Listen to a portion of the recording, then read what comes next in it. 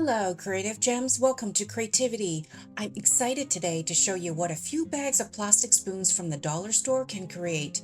If you've been following me for a while, you know that I love mirrors and everything silver. Last year, I made several home decor pieces using silver plastic spoons from the Dollar Tree, and today I'm going to make another large mirror using these spoons. I'll guide you on what tools to use and what types of glue is best to use for each part of this craft project. Here I have a 12-inch round wood palette. It's thin, but it's perfect to place my round mirror onto.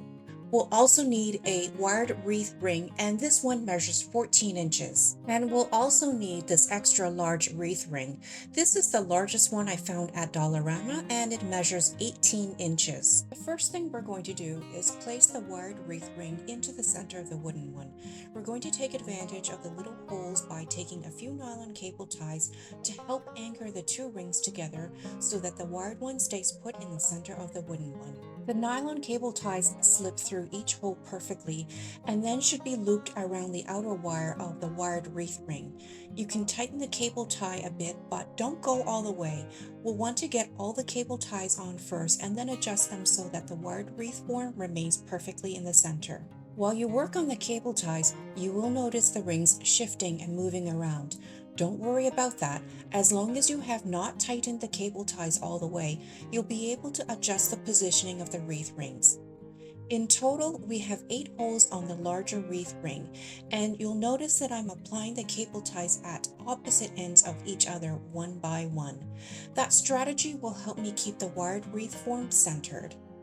Here I have 4 ties in which I think is sufficient to keep things in place, but if you prefer, you can continue until you have all 8 holes secured with nylon cable ties. Either way, you can start to tighten each cable tie slowly. Once you have tightened a bit on one end, go to the opposite end and do the same, until they can't be tightened anymore. At the same time, make sure the wired wreath form remains centered. Then repeat until all the cable ties are tightened fully. Next, you're going to want to rotate each cable tie so that the knot is hidden at the back of the wreath ring. It might be a bit tight, but you should still be able to rotate each tie. When that's done, you can put the wreath rings aside so we can work on the mirror. And if you have made it this far in today's tutorial, drop me a note with the word wreath so I know you visited.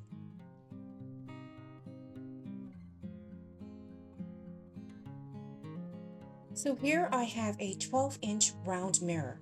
These mirrors are amazing to work with. They have smooth edges and are just thick enough for my craft projects.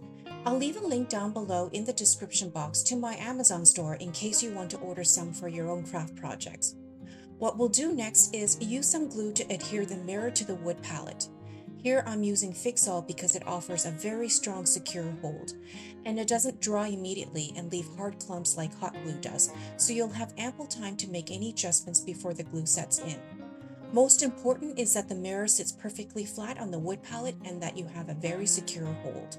For the purposes of this video, I'll go ahead and add a tiny bit of hot glue just so that we can secure the 2 pieces right away and continue with the rest of the craft project without having to wait. Next, we're going to want to hide the seams between the wood palette and the mirror. I'm using this chrome card trim, and it's the perfect size to hide the seams and any gaps. I'll apply it all around the edges, and even though it is self-adhesive, I'm going to go ahead and apply some hot glue to it as well. I love working with this trim, and even though it is meant for cars, I find that the chrome finish on the trim makes a perfect border for many of my home decor crafts. In fact, I'll leave a link down below for this chrome trim as well in the description box in case you want to get some for your own craft projects. It comes in a big roll that you can easily cut to size, and it's very flexible so you can bend it and shape it to the form of your craft object.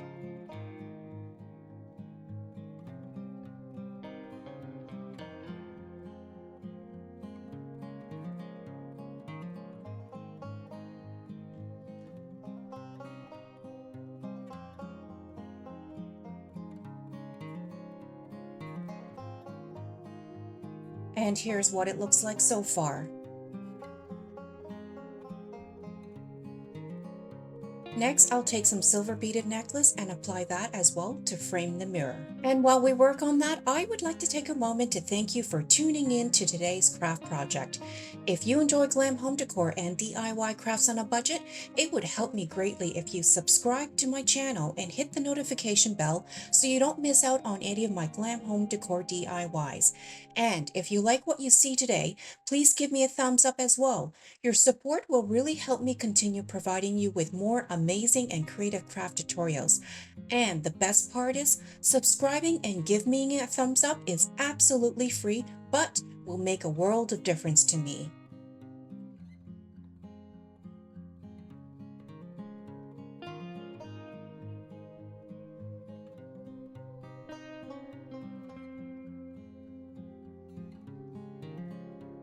And here's the mirror with all the silver trimmings.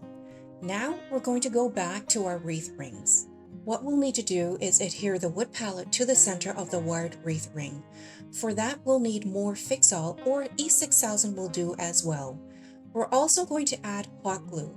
Both glues will help ensure that the mirror stays put. Here, I'm applying lots of hot glue everywhere the wood palette touches the wired wreath ring. You can add as much as you need, and it's better to add more than too little. No one will see the back anyways. And as you apply the hot glue, just press the wired wreath form gently down onto the wood palette and hold for a few seconds. The hot glue dries almost immediately, so both pieces are secured right away, which is great because I can continue working on the rest of the mirror without having to wait.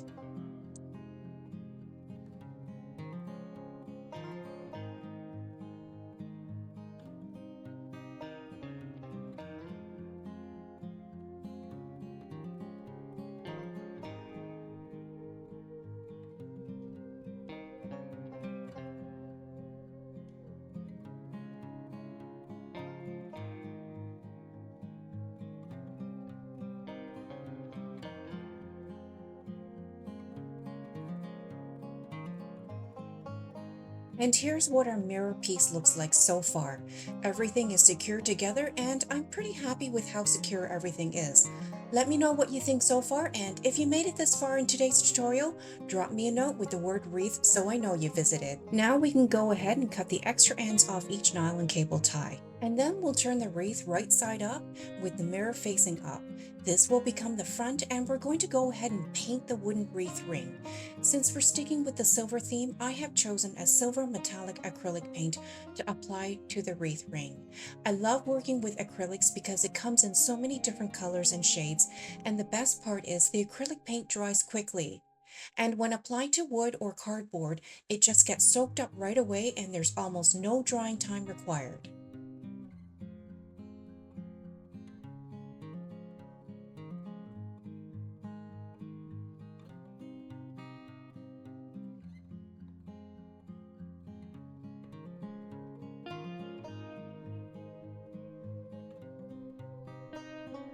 When you have the front face all painted, go back in and make sure you paint the inner edges of the wreath ring as well.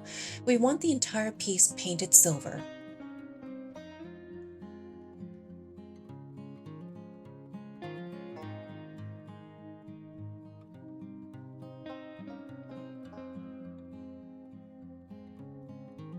So I realized the outer edge of the wreath ring also needs some chrome card trim, not only to cover the exposed wood color, but also to match what we did with the mirror. So we'll go ahead and apply more car chrome trim.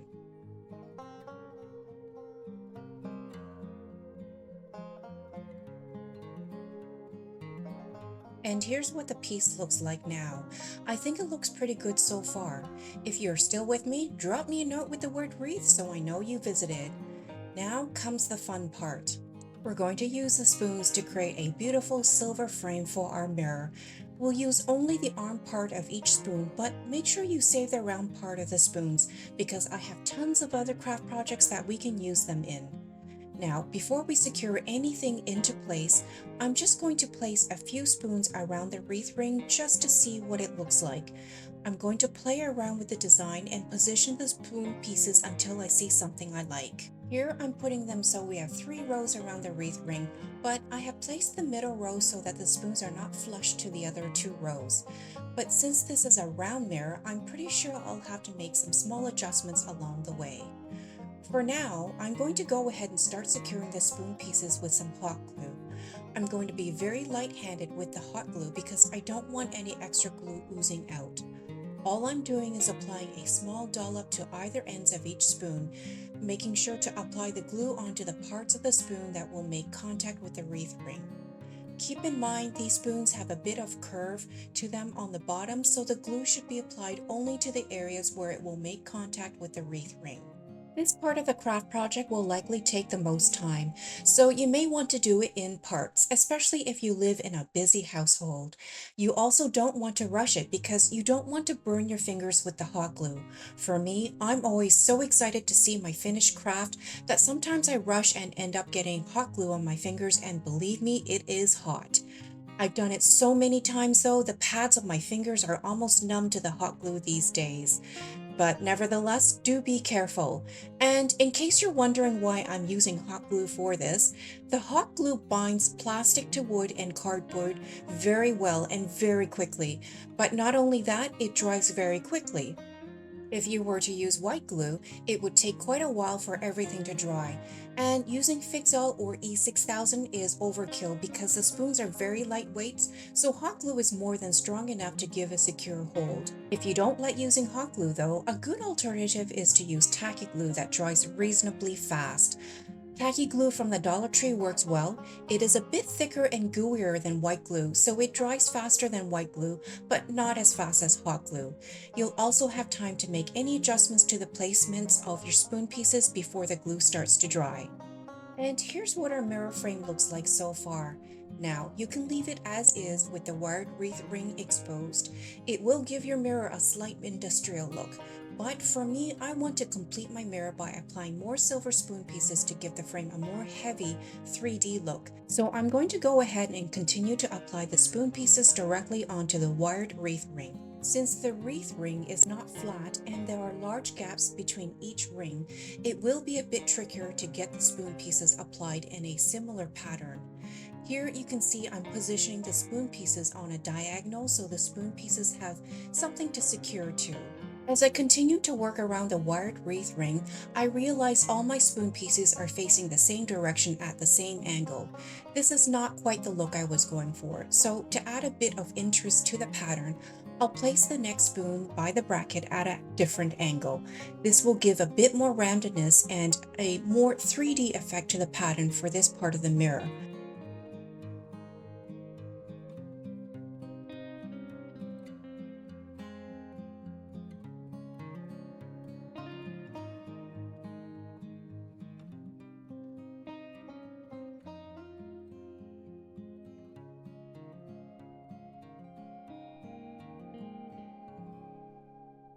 I'm even going to add a crisscross pattern in some places to give more visual interest to this part of the frame.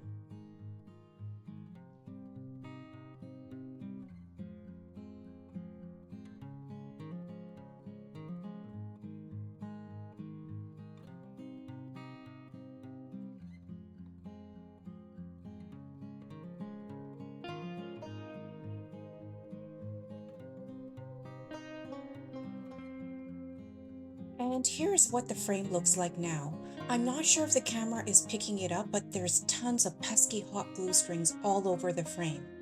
A little trick I came up with is to use a dry paintbrush, preferably one with soft bristles, to help remove the glue strings. All I'm doing is stroking the brush around the spoons, and when I get to an area with lots of glue strings, I twirl the brush to gather the glue strings onto the bristles of the paintbrush. See how much glue strings the brush was able to gather. Now, to hang our mirror onto the wall, we'll need to create a hook at the back of the mirror. Some of you who have seen some of my past wall decor pieces already know I love using the hooks that come with the dollar store picture frames. I removed the cardboard backing from one of them and then cut out one of the metal hooks. What you want to do is cut around the hook so you have about 1 to 2 centimeters around the hook because we're going to glue the cardboard to the back of our mirror. And because we want to make sure that the mirror does not detach from the hook, you'll want to use either Fix-All or E6000 for a secure hold. Here I'm also going to add a bit of hot glue so it takes hold right away.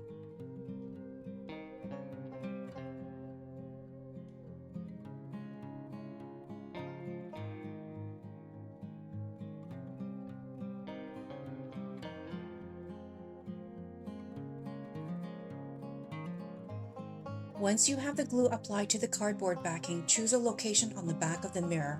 You'll want to apply the hook to the wooden wreath form close to the edge so it's easier to anchor to the nail on the wall. Once you have chosen a spot, apply the hook and press down on the cardboard backing for a few seconds while the glue takes hold. And here's the final look for our large 18-inch dollar store mirror hung on the wall. Can you believe this mirror only cost a few dollars to make? And the best part is the mirror is so lightweight, but the chrome finishings give the mirror a weighty look without being physically heavy. I'm so happy with the way this mirror turned out. Comment down below and let me know what you think. And if you made it this far in today's tutorial, drop me a note with the word mirror so I know you visited today. In the meantime, stick around and check out my other beautiful DIY home decor pieces.